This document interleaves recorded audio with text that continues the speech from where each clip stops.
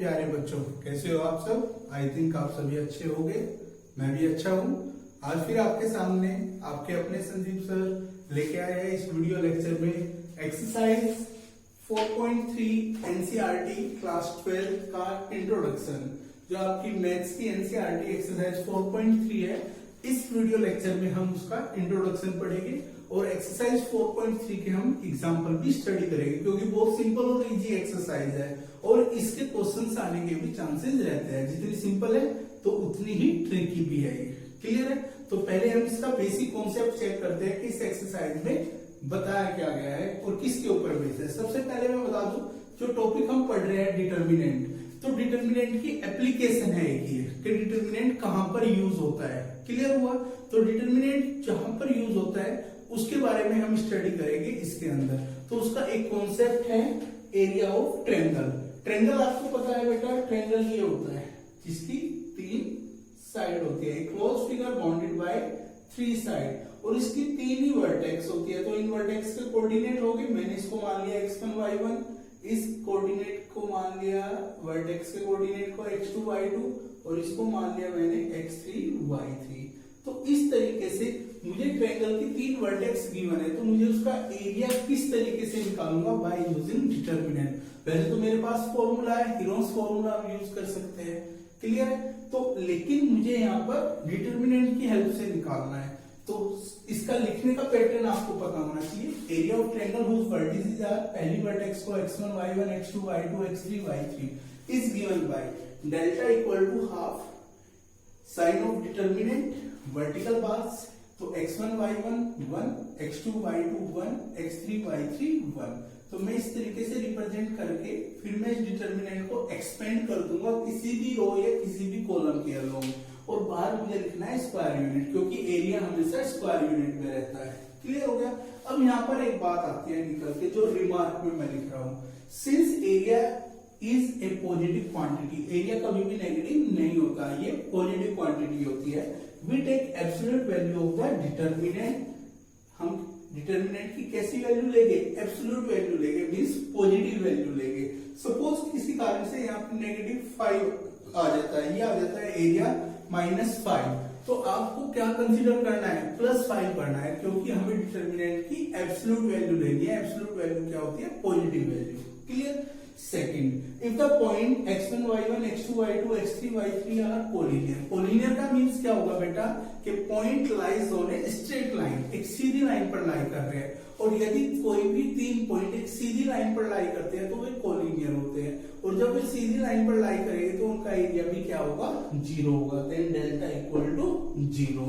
तो किसी कारण से एरिया ऑफ ट्रायंगल 0 आ गया, तो इट मींस वे तीनों पॉइंट्स कोलिनियर है। और यदि आपको कोलिनियर प्रूव करने के लिए आ जाए, फिर भी आप एरिया ऑफ ट्रायंगल क्या दिखाओगे, 0 दिखाओगे। क्लियर? थर्ड रिमार्क, यदि आपको कोई भी लाइन, अब आपको पता है कोई भी एक लाइन 2 पॉइंट से पास करती है, जो फर्स्ट पॉइंट है उसका कोऑर्डिनेट x1 y1, सेकंड का x2 y2, तो हमें इन 2 पॉइंट से जो लाइन पास कर रही है उसकी इक्वेशन निकालनी है यूजिंग डिटर्मिनेंट। तो उसका पैटर्न है इस एक्सप्रेशन से, x1 y1 1, x2 y2 1, x y 1, last में हम ले लेंगे xy, और जो हमारा थर्ड कॉलम है उसमें हमेशा 1 1 1 रहेगा। कुछ बच्चों का कमेंट आता है कि सर जरूरी है आपको थर्ड कॉलम में ही 1 1 लेना है। नहीं बेटा, आप उसको रो में भी ले सकते हो, लेकिन एक स्टैंडर्ड फॉर्म को मेंटेन करने के लिए हम इसको कॉलम में ले लेते हैं। क्लियर हुआ? तो ये आपके 3 पॉइंट मैंने यहाँ पे डिस्कस किए। सबसे पहले area of triangle by using determinant इस एक्सप्रेशन से, और यहाँ पे आपको डिटर्मिनेंट की एब्सोल्यूट वैल्यू लेनी है, मींस पॉजिटिव वैल्यू। यदि ये तीनों पॉइंट कोलिनियर है तो एरिया ऑफ ट्रायंगल क्या आएगा, 0 आएगा, मींस सीधी लाइन पर लाई कर रहे हैं। और equation of line passing through 2 points, किन्हीं भी 2 पॉइंट से पास कर रही है जो लाइन, उसकी इक्वेशन निकालनी है बाय यूजिंग डिटर्मिनेंट, तो आपको ये वाला एक्सप्रेशन यूज करना है। एक तरीके से ये फॉर्मूले है, रिजल्ट्स आप इनको बोल सकते हैं, जो एक्सरसाइज में यूज होने हैं एक्सरसाइज 4.3 में। तो ये आपको बड़े अच्छे से क्लियर होना जरूरी है। तो नाउ इनको एक बार चेक करो, फिर मैं इस एक्सरसाइज के क्वेश्चन एग्जांपल्स पे आता हूं। पहले जो क्वेश्चंस हो गए हम नेक्स्ट वीडियो लेक्चर में देखेंगे। इसमें पहले मैं सारे एग्जांपल डिस्कस करता हूं रिलेटेड टू एक्सरसाइज 4.3 एनसीईआरटी। तो नाउ पॉज द वीडियो। तो जो आपका एग्जांपल नंबर 17 है ये बेस्ड है एक्सरसाइज 4.3 एनसीईआरटी पे।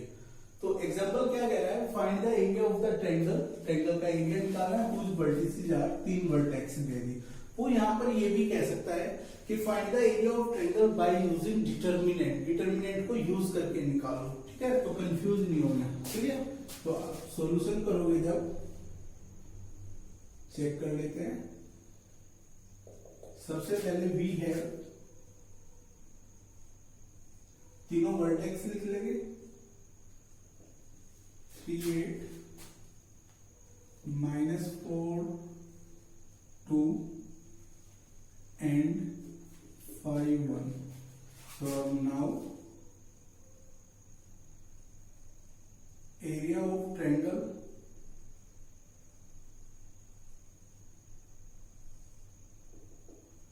delta equal to half of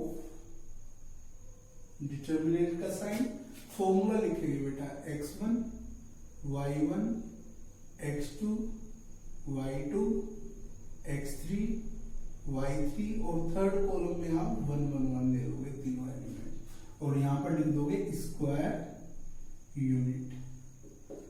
तो डेल्टा इक्वल टू हाफ, इन सब की वैल्यू पुट कर दोगे तो कितना आ गया 3 8 -4 2 5 1 1 1 1।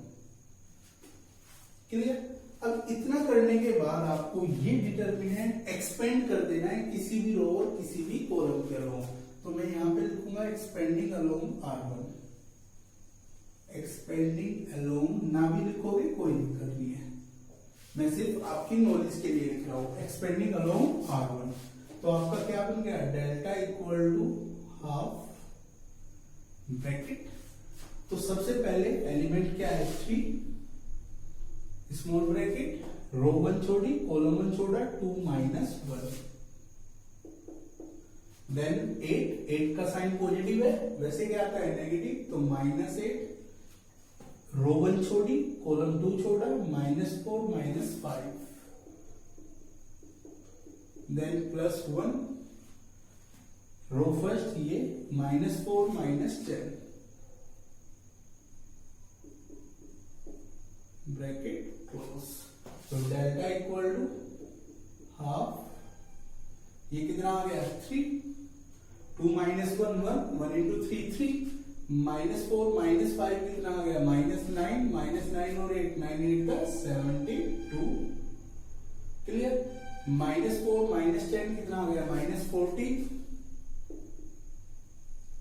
सोल्व कर लेंगे, डेल्टा इक्वल टू हाफ, 72 और 3 75 -14, तो डेल्टा इक्वल टू हाफ कितना आ गया 75 -14, ये आ जाएगा 61। 61 2 से डिवाइड नहीं हो रहा है और पॉजिटिव वैल्यू है एब्सोल्यूट वैल्यू, तो डेल्टा इक्वल टू 61/2 और आप इसको लिख दोगे square unit. This is your answer. एक बार दोबारा चेक करें, आपकी जो तीनों वर्टेक्स थी वो लिख ली, एरिया ऑफ ट्रायंगल का जो फॉर्मूला था मैंने स्टैंडर्ड फॉर्म वो लिख दी, वैल्यू पुट करी, वैल्यू पुट करने के बाद डिपेंड आपके ऊपर करता है आप उसको किस रो और किस कॉलम के अलोंग एक्सपेंड कर रहे हो। एक्सपेंड करने के बाद then simplification and you will get your answer. तो नाउ पॉज द वीडियो।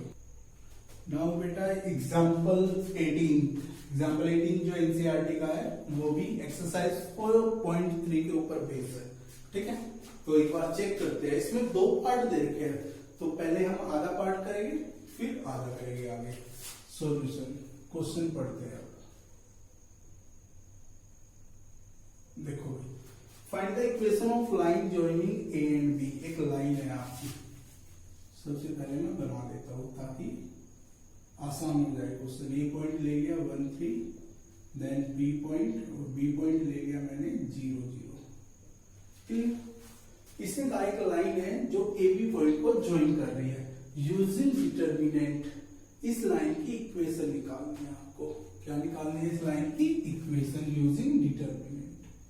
तो सबसे पहले हम क्या करेंगे, एक पॉइंट मान लेंगे P x y। मैंने एक पॉइंट मान लिया P x y on A B, let कर लिया, लेट P, एक्स वाई इसके कोऑर्डिनेट है, B एक पॉइंट लाइज ऑन AB, जो AB के ऊपर लाई कर रहा है। Therefore point A, P, B are collinear. तो तब ये तीनों पॉइंट क्या बन जाएंगे आपके, कोलिनियर बन जाएंगे। एक सीधी लाइन पर लाई कर रहे हैं, इसलिए मैंने फिगर बनाई है ताकि आपको क्लियर हो जाए। और जब ये तीनों पॉइंट कोलिनियर है तो एरिया ऑफ ट्रायंगल होगा 0। तो दिस इंप्लाइज या हाफ ऑफ, या आपको सीधा भी लिखवा दिया मैंने, this implies 1 3 0 0 x y 1 1 1 equal to 0।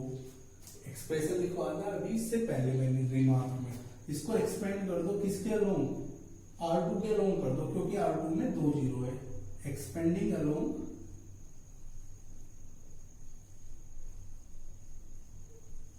एक बच्चा कहता है सर मैं तो R1 के अलोंग एक्सपेंड करूंगा, कोई दिक्कत नहीं है, रिजल्ट सेम आएगा दोनों में। तो एक्सपेंडिंग अलोंग R2, तो ये 0 ये 0, इस एलिमेंट को ले लो, इसका साइन क्या आएगा नेगेटिव, तो -1 इंटू ये रो छोड़ी ये कॉलम छोड़ा, y -3x इक्वल टू 0। -1 उधर जाकर 0 हो गया, तो -3x equal to -y, minus से माइनस कैंसिल आउट और आपका रिजल्ट आ गया 3x इक्वल टू y। ठीक है भाई, और ये आ गया आपका 3x minus Y equal to 0। और ये आ गई required equation of line, line की इक्वेशन आ गई। किस लाइन की इक्वेशन, जो AB पॉइंट को ज्वाइन कर रही है।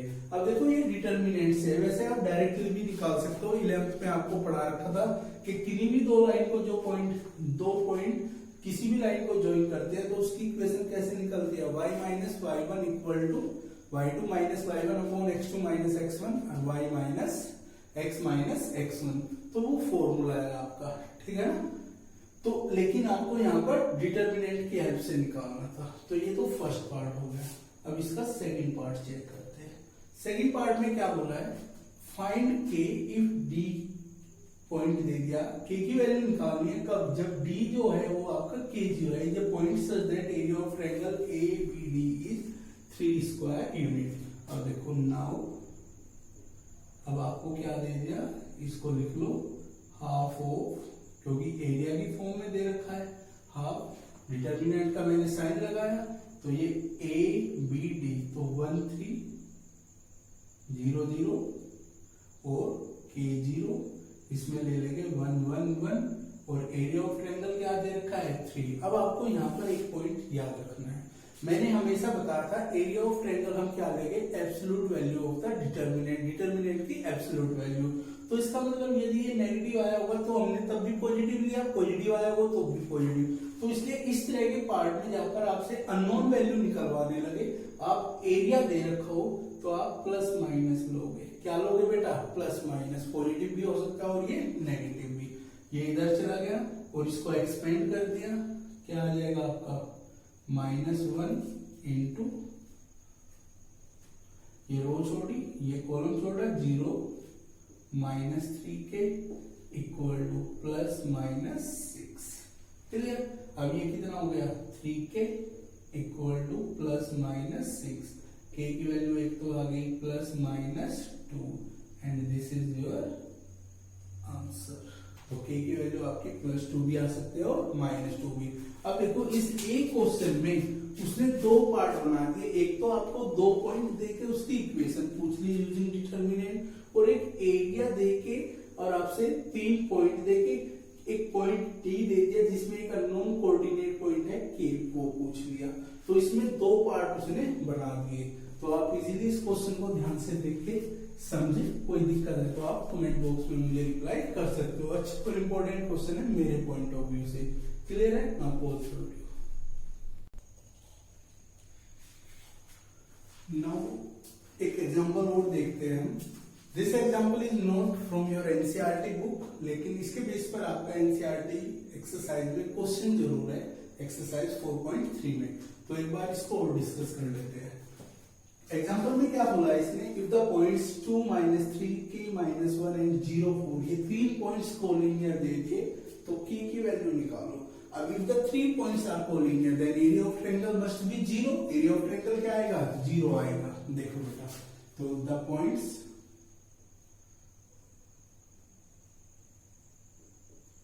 2, -3, k, -1 and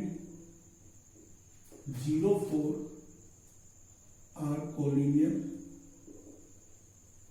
then we must have, तब क्या होगा, then we must have 2, -3, k, -1, 0, 4, 1, 1, 1 equal to 0। ये वैल्यू 0 के बराबर होगी। अब आपके ऊपर डिपेंड है बेटा, आप इसको किसी भी रो या कॉलम के अलोंग एक्सपेंड कर सकते हो। तो मैंने किया एक्सपेंडिंग अलोंग। कुछ बुक्स में ना इसमें प्रॉपर्टी लगवाता है, तो आपको प्रॉपर्टी लगाने की जरूरत नहीं है। खामखा का कंफ्यूजन है। 6 या 4 नंबर में ये पूछा नहीं जाएगा, हार्डली 1 या 2 मार्क्स का क्वेश्चन है, तो आप उसी के बेस पर इजी सॉल्यूशन करें। ठीक है, एक्सपेंडिंग अलोंग किसके अलोंग, इसमें एक 0 है तो R3 के अलोंग एक्सपेंड कर लो। अब देखो बेटा, ये कितना आ गया, -4 इंटू ये रो छोड़ी, ये कॉलम 2 - k,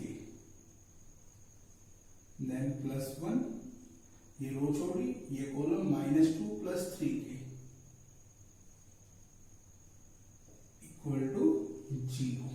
ठीक, सिंप्लीफाई करते हैं। -8 + 4k -2 + 3k इक्वल टू 0। तो 4k + 3k क्या आ गया, 7k, और -8 और -2 कितना हो गया, -10 इक्वल टू 0। तो यहां से क्या आ जाएगा आपका, ये बन जाएगा बेटा 7k इक्वल टू 10, और k की वैल्यू आ गई आपकी 10/7। तो दिस इज योर आंसर। तो ये था आपका बहुत इजी और आसान सा सॉल्यूशन। एक बार दोबारा चेक करें, इसका साइन माइनस, ये रो छोड़ी, ये कॉलम -2 - k, 2 - k, ठीक है, देन +1, ये रो छोड़ी, ये कॉलम -2 + 3k, देन सिंप्लीफाई किया और आपने k की वैल्यू निकाल दी 10/7। तो ये थे आपके इंट्रोडक्शन ऑफ एक्सरसाइज 4.3 एनसीईआरटी, और उसके बेस पर कुछ एग्जांपल्स। जो पहले 2 एग्जांपल्स थे वो थे आपके एनसीईआरटी बुक के, और जो ये लास्ट एक एग्जांपल मैंने लिया ये अदर है, लेकिन इसका क्वेश्चन आपको एनसीईआरटी की बुक में जरूर मिलेगा। ठीक है बेटा, तो आप इस इंट्रोडक्शन एक्सरसाइज को बड़े अच्छे और बड़े ध्यान से देखें। किसी भी पॉइंट या रिमार्क में कोई भी डाउट आता है तो आप कमेंट बॉक्स में मुझे रिप्लाई कर सकते हो। और जो इससे नेक्स्ट वीडियो लेक्चर आएगा आपका, वो आएगा आपका सॉल्यूशन क्वेश्चंस ऑफ एक्सरसाइज 4.3, जो आपकी एनसीईआरटी की 4.3 एक्सरसाइज है, उसकी एक्सरसाइज के क्वेश्चंस का सॉल्यूशन। तो मेरे लिए आपको मेरे लिए एक हेल्प करनी है। वो हेल्प क्या है, मैं आपको बार बार बताता हूं कि आप चाहते हो मैं आपके लिए अच्छे से अच्छी वीडियो लाऊं, तो उसके लिए आप मेरे चैनल को ज्यादा से ज्यादा सब्सक्राइब करें, वीडियो को लाइक करें, बेल आइकन को प्रेस करें, ताकि हर वीडियो का नोटिफिकेशन आपके पास आ जाए, आपको देखना ना पड़े और कोई भी वीडियो लेक्चर आपका छूटे ना। तो जिन बच्चों ने अभी तक वीडियो या चैनल को सब्सक्राइब नहीं किया है, बेल आइकन को प्रेस नहीं किया है, तो वो करें, और कमेंट बॉक्स में आप अपना रिप्लाई भी भेजें। इसका बेनिफिट आपको क्या मिलेगा, जब मेरे सब्सक्राइबर ज्यादा बढ़ जाएंगे तो मैं आप लोगों के लिए लाइव वीडियो लानी शुरू कर दूंगा, और लाइव वीडियो में ये होगा कि आप मुझे फेस टू फेस अपनी प्रॉब्लम शेयर कर सकते हो। ठीक है बेटा, तो आपके अपने संदीप सर आप लोगों के लिए इसी तरीके से अच्छे अच्छे वीडियो लेक्चर लेते आए या लाते रहे, तो उसके लिए आपको मेरे लिए एक छोटी सी हेल्प करनी है। तो ओके बेटा, now waiting for my next और new video lecture. Okay, thank you very much.